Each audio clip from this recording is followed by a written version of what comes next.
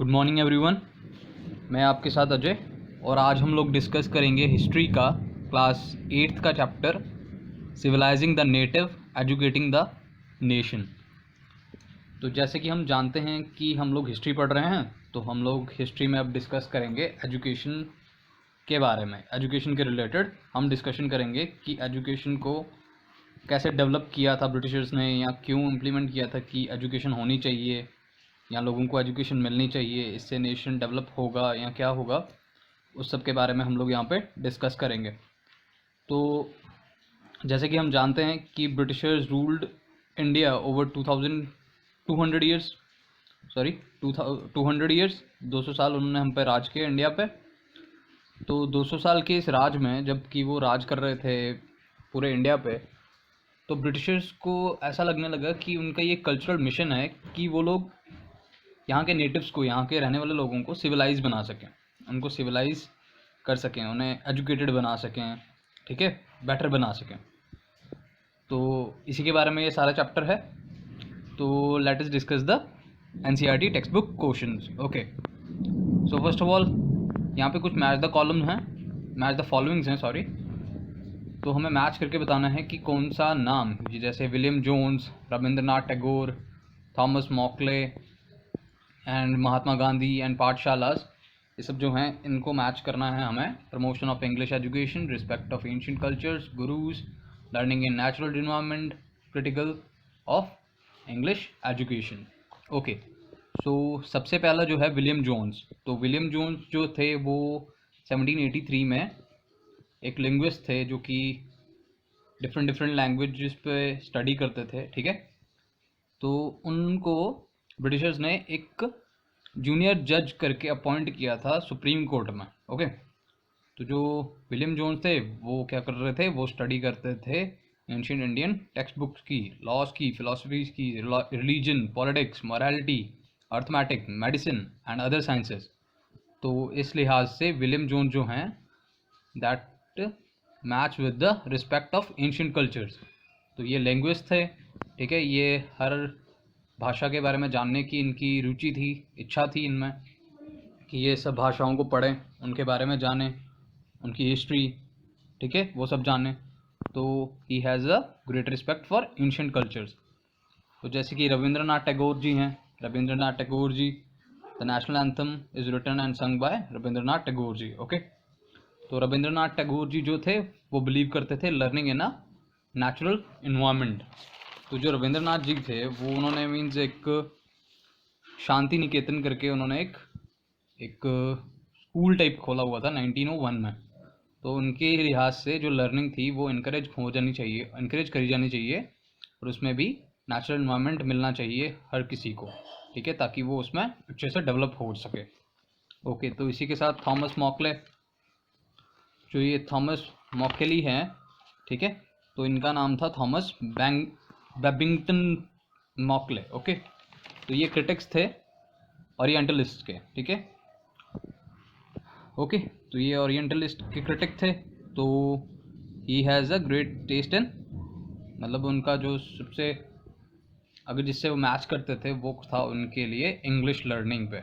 Okay, promotion of English learning. Okay, तो Macaulay's का एक मिनट, ठीक है, following the Macaulay's minute the English education act of 1835 जो था वो इंट्रोड्यूस हुआ था। 1835 में इंग्लिश एजुकेशन एक्ट जो था वो मिनट, लाइक मॉकलेस मिनट, एक उसके तहत एक English education act of 1835 introduce हुआ था। ओके, तो इसी के साथ Mahatma Gandhi ji, as we all know, Mahatma Gandhi the father of nation, Bapu ji, तो इनके लिहाज से ये क्रिटिकल थे ऑफ इंग्लिश एजुकेशन। तो ये विरुद्ध थे इंग्लिश एजुकेशन के लिए, क्योंकि उनके लिहाज से उन्हें लगता था कि जो कॉलोनियल एजुकेशन है उन्होंने एक इन्फीरियरिटी का माइंडसेट बना दिया है इंडियंस में, ठीक है।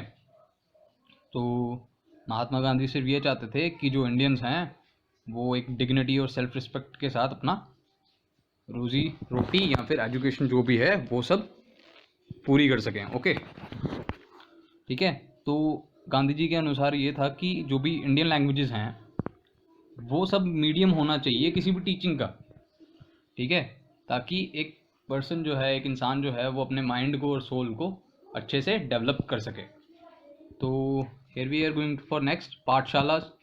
तो जैसे कि हम सब जानते हैं कि pathshalas are the schools. Okay, pathshalas क्या हैं? स्कूल्स हैं, ठीक है। तो पाठशाला किससे रिलेट करेगा?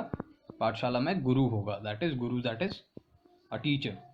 Okay okay, now let's move to the next question. यहाँ पे कुछ स्टेटमेंट्स हैं, मैं बताना है इसमें कि ट्रू और फॉल्स कौन सी है। Okay, James Mill was a severe critic of the orientalist. Yes, जो विलियम जोन्स थे वो एक लिंग्विस्ट थे, अपॉइंट हुए थे एज अ जूनियर जज एट द सुप्रीम कोर्ट, ठीक है। तो उन्होंने स्टडी की एंशिएंट इंडियन टेक्स्ट की, जैसे कि law, philosophy, religion, politics, morality, arithmetic, medicine and other sciences also, ठीक है। तो उनके लिहाज से तो वो ये था कि उनके लिहाज से उन्हें ये लगता था कि जो एम है एजुकेशन का वो ये है कि हम किसी को एक बेहतर और एक प्रैक्टिकल वे में उसे सिखा सकें। तो उनके लिहाज से जो था कि जो इंडियंस हैं उन्हें फेमिलियर करना चाहिए साइंटिफिक एंड टेक्निकल एडवांसेस जो कि वेस्ट में हो रही हैं। ओके, रैदर उनको सिर्फ लिटरेचर या फिर पोइट्री पढ़ाने से अच्छा है उन्हें साइंस एंड टेक्नोलॉजी में महारत करवानी चाहिए, लाइक कि उन्हें उसमें पढ़ाया जाना चाहिए, उनको बताना चाहिए कि वेस्ट में क्या क्या डेवलपमेंट हो रही हैं साइंस में और टेक्नोलॉजी में, ये सब पढ़ाना चाहिए। तो इन 1854 dispatch on education was in favour, okay, in 1854 dispatch on education was in favor of English being introduced as a medium of higher education in India. So it is true. तो ये जो dispatch है 1854 का, ये हुआ था Wood dispatch. Okay, तो ये वुड डिस्पैच था, तो इसमें एजुकेशनल डिस्पैच थे जो थे जिनको इंडिया भेजा गया था, ठीक है। तो इनके हिसाब से तो इन्होंने क्या किया था, एक एजुकेशन पॉलिसी को के आधार पर इंडिया में एक अपनी मैनेजमेंट टाइप की बनाई थी इन्होंने। ओके ओके, तो ये इनके लिहाज से ये था कि प्रैक्टिकल बेनिफिट जो भी हैं वो हैं सिर्फ यूरोपियन लर्निंग के, कि आप यूरोपियन लर्निंग करोगे तो आपको अच्छे से प्रैक्टिकल बेनिफिट्स होंगे। ओके ओके, तो इससे ये लोग क्या सोचते थे कि इससे किसी का हम मॉरल कैरेक्टर को बढ़ा सकते हैं, ठीक है। ओके, और किसी को हम ट्रुथफुल ऑनेस्ट बना के हम उससे काम ले सकते हैं। ओके, तो ये था Wood dispatch. Okay, Mahatma Gandhi thought promotion of literacy was the important aim of education. तो ये गलत है, क्योंकि महात्मा गांधी तो इस यूरोपियन एजुकेशन के बिल्कुल ही खिलाफ थे, ठीक है। तो उन्हें ये लगता था कि लाइक ये जो भी एजुकेशन पॉलिसीज़ हैं ये लोग उसकी एक टाइप का उनसे उन्हें स्लेव बना रही हैं, ठीक है, हमें उनका स्लेव बना रही है, इंग्लिश एजुकेशन का स्लेव बना रही हैं हमें, ठीक है। तो ये था उनका गांधी जी का सोचना। तो इसी के साथ Rabindranath Tagore felt that the children ought to be subjected to strict discipline. Sorry, ये फॉल्स है, क्योंकि जो रविंद्रनाथ जी थे उनका एक था कि लाइक कि अबॉर्ड ऑफ पीस। ओके, तो उनके अकॉर्डिंगली जो क्रिएटिव लर्निंग है वो एनकरेज कैसे की जानी चाहिए थी, वो की जानी चाहिए थी ऐसे कि उसे एक नेचुरल इन्वायरमेंट में उसे पढ़ाना चाहिए, ठीक है। तो इसलिए, ठीक है, और उनको ये भी लगता था कि साइंस एंड टेक्नोलॉजी जो है उसको भी सिखाना चाहिए with mixture of art, music and dance. Okay, so now next question, why did William Jones feel the need to study Indian history, philosophy and laws. Okay, as we all know, William Jones जो थे वो एक linguist थे, उन्हें different languages में महारत थी, like कि वो पढ़ते थे, वो रुचि भी रखते थे और एजुकेशनिस्ट भी थे वो साथ में, ठीक है। और साथ में वो एक जूनियर जज करके अपॉइंट हुए थे इंडिया में इन 1783। He felt the need to study Indian history, philosophy and law because only these texts could reveal the ideas and laws of the Hindus and the Muslims. क्योंकि यही बुक्स वो पढ़ के लाइक की history की, philosophy की और law की वो ये जान सकेंगे कि हिंदूज एंड मुस्लिम्स के लॉ और उनके आइडियाज़ क्या रिवील करते हैं उन्हें, ठीक है। And only a new study of these text could be the basis of future development in India. तो उनके लिहाज से इन सब चीज़ों की स्टडी अगर वो करेंगे तो ही वो एक बेटर इंडिया को एक अच्छा फ्यूचर दे सकते हैं, ठीक है। Next question, why did James mill and Thomas मॉकले think that European education was essential in India? तो जैसे कि ये विलियम जोन्स हैं और थॉमस मॉकले हैं, ठीक है, ये दोनों ओरिएंटलिस्ट थे, ठीक है, ओके।